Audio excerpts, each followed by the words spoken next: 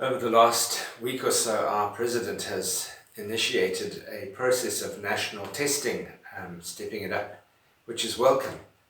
But as I've been thinking about it, it's occurred to me that God also has been initiating a process of national testing for us in this time.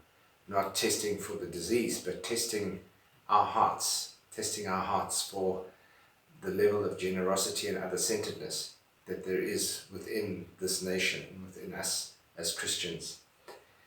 And I was very intrigued by an article that BeingTested wrote in the Tues7April, where he drew our attention as a nation to the fact of how many people are going to be facing starvation. No work equals no money, and that equals no food. And so there's going to be quite a humanitarian crisis over these weeks, way beyond just the health crisis that we're facing. People reaching desperation out of their poverty and coming to the point of starvation. And what will that mean for us as a nation?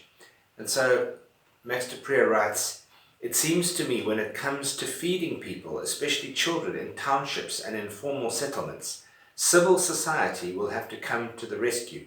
You and I. I hope the faith communities will act immediately.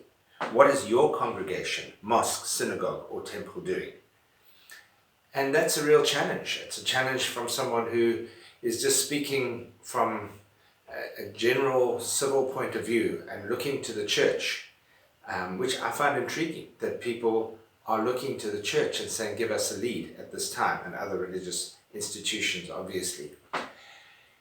Gandhi wrote that we should live simply in order that others might simply live. And that's a quote we've probably encountered many times in the past. And it reflects very much what Jesus is talking about in the Sermon on the Mount, where he speaks about giving and generosity and so on. So it's very much in line with the heart of Jesus. Now, most of us are probably going to emerge from this crisis and the economic implications of it somewhat poorer, but we're not, most of us, going to emerge destitute, because we have some sort of cushion that we can draw on.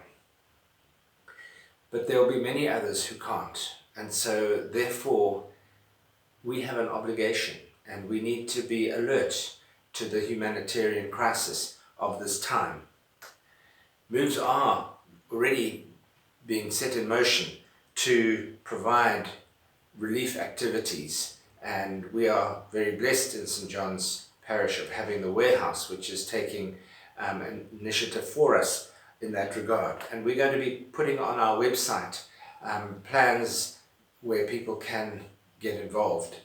And so if you're a person who's wanting to put your hand up for this and say, yes, I'd like to know more, I'd like to be associated with whatever's happening, or I just want to be in the information loop, please contact Lynn. Her details are at the bottom of the page, and let us know, so that in this instance we would not fail this test.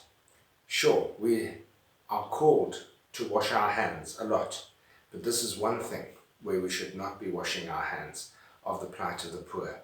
And let's make sure, as much as we want to test negative for COVID, that we want to test positive in terms of generosity.